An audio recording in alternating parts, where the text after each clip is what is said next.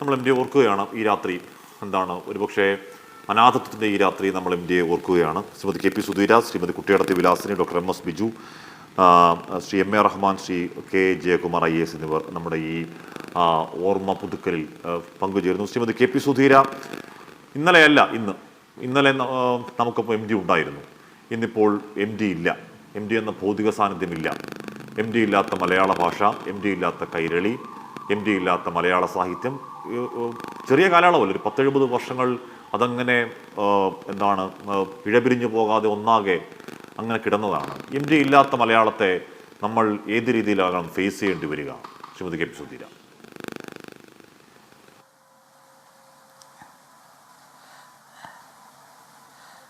അനാഥത്വത്തിൻ്റെ കാലമാണ് എനിക്ക് തോന്നുന്നത്. കാരണം അദ്ദേഹം പോയപ്പോൾ എന്തോ ഒരു അശരണത്വം മലയാള ഭാഷയ്ക്ക് മലയാള ഭാഷ തന്നെ അനാഥമായ പോലെയാണ് എനിക്ക് തോന്നുന്നത്.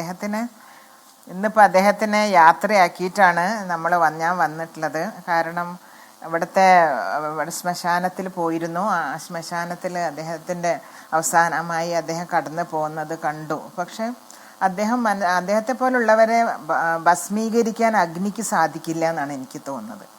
കാരണം അഗ്നിക്ക് ഭസ്മീകരിക്കാനാവാത്തത് എന്തോ അതാണ് എം ടിയുടെ കടന്നുപോക്ക്. ഓരോ മലയാളിയും അവിടെ വന്നിട്ടുള്ള ഇത്രയും ജനങ്ങൾ പല പ്രദേശത്തിൽ നിന്നും തീവണ്ടി കയറിയും ബസ് കയറിയും കാൽനടയായും അതേപോലെ പല വാഹനങ്ങളിൽ കയറി വന്ന എല്ലാവരും അദ്ദേഹത്തിൻ്റെ ഓർമ്മകൾക്ക് മുൻപിൽ വിതുമ്പുകയായിരുന്നു. അപ്പോൾ അദ്ദേഹത്തിന് കിട്ടാവുന്ന ഏറ്റവും വലിയ അംഗീകാരമാണെന്ന് തോന്നുന്നത്. കാരണം നമ്മളൊക്കെ പോയി കഴിഞ്ഞാൽ നമുക്ക് വേണ്ടി ഒരു തുള്ളി കണ്ണീര് വീഴ്ത്താൻ ആരെങ്കിലും ഉണ്ടാവുക എന്നുള്ളതാണ് ഒരു മനുഷ്യൻ ജീവിച്ചതിൻ്റെ ഏറ്റവും നല്ലൊരു അവരുടെ സുഹൃതം എന്ന് എനിക്ക് തോന്നുന്നത്. എം ടി ആണ് നമ്മളെ സുഹൃതക്ഷയം എന്ന വാക്കുകളൊക്കെ പറഞ്ഞു പഠിപ്പിച്ചത് അല്ലേ. അപ്പോൾ അദ്ദേഹം തന്നെ നമ്മുടെ ഒരു സുഹൃതമായിരുന്നു എം ടി.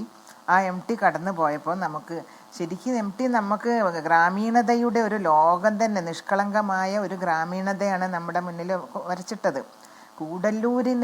കൂടല്ലൂരിലൂടെ ഒരു വലിയ ലോകത്തിനെ കണ്ട ആളാണ് എം ടി. അദ്ദേഹം പറഞ്ഞത് കൂടല്ലൂരിനെ, ഈ വലിയ ലോകത്തെ ഞാൻ നോക്കിക്കണ്ടത് കൂടല്ലൂർ എന്ന ചെറിയ ലെൻസിലൂടെയാണെന്നാണ് അദ്ദേഹം പറഞ്ഞത്.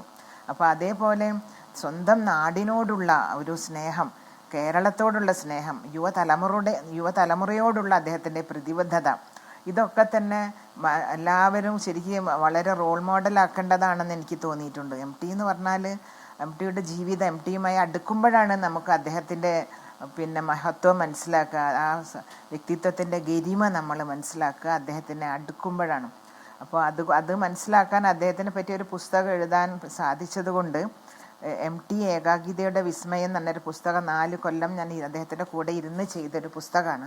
അപ്പോൾ അതുകൊണ്ട് തന്നെ എം ടിയുടെ സ്വഭാവ മഹിമ, മറ്റാരോടും കാലുഷ്യം, മറ്റുള്ളവരെ പറ്റി കുറ്റം പറയാതിരിക്കുക, അല്ലെങ്കിൽ ലോകത്തെ ഒരു പ്രത്യേക കോണിലൂടെ കാണുക.